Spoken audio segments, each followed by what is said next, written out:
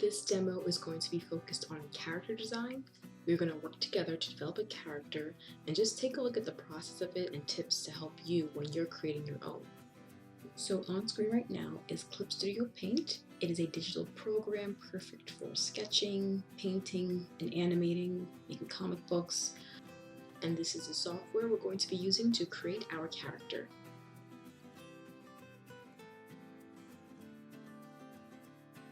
On screen right now, you will see some reference images on my canvas. Reference images are great for when you're making anything really. Rather than making stuff up in your head, it's good to get a library of images that are related to what you plan on developing. You don't have to copy the images exactly, but take elements here and there that you like and work from that.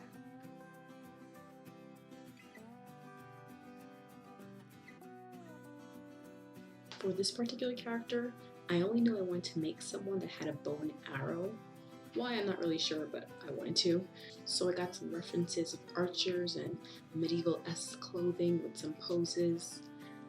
Normally I would get more references than this, but I felt this was enough for the sake of our demo.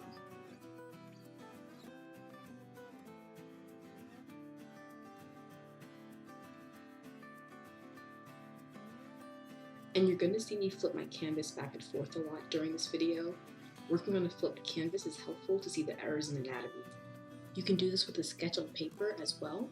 Just take your image, flip it, and hold it towards the light. The back of the paper will show you a mirrored image of your piece.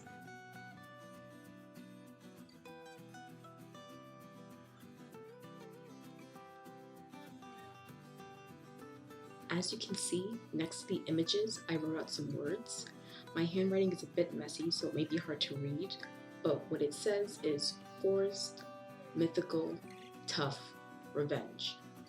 I was just writing random words that came to my head while I was searching for reference pictures. It's good to get an idea of the character that you are creating beforehand. That can help you design what they will actually look like.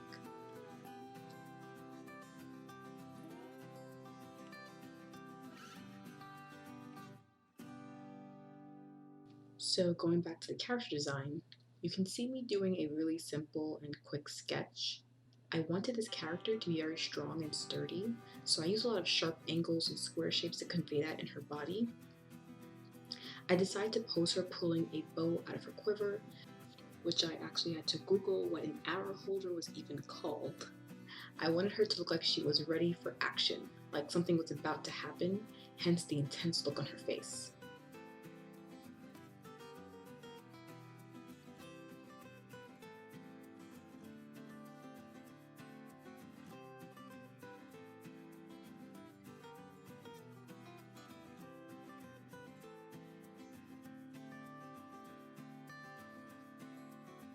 And from here on out, it's just a lot of trial and error.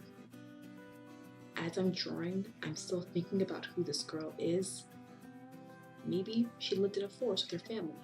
Something happened to them, and now she's on a quest for revenge. Or she's a Robin Hood-like character, taking from the rich and giving to those in need. There's so much you can come up with and just make up. She doesn't even have to live in the forest. She can be an elf archer in the city. The possibilities are endless. Just take the time to think about who your character is. These things will help your design be so much stronger.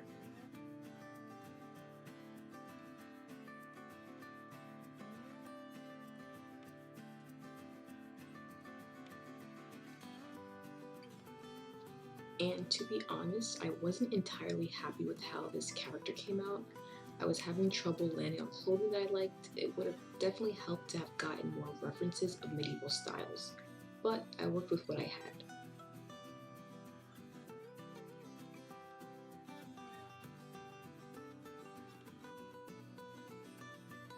And normally I wouldn't call a first sketch a finished design. There's always more to explore. It actually helps to keep redrawing the character again and again in different styles of clothing. If you look at visual development from TV shows and animated films, the initial designs of the characters usually tend to look much different than the final. The more versions you draw of the character, the stronger they will eventually become.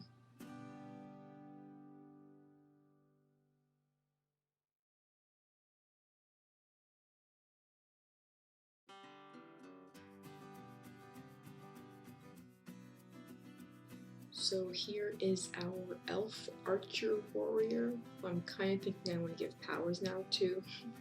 So this is just a look into my personal process when I'm creating a character, but I hope you got some tips from this that you can use when you're creating your own for your stories.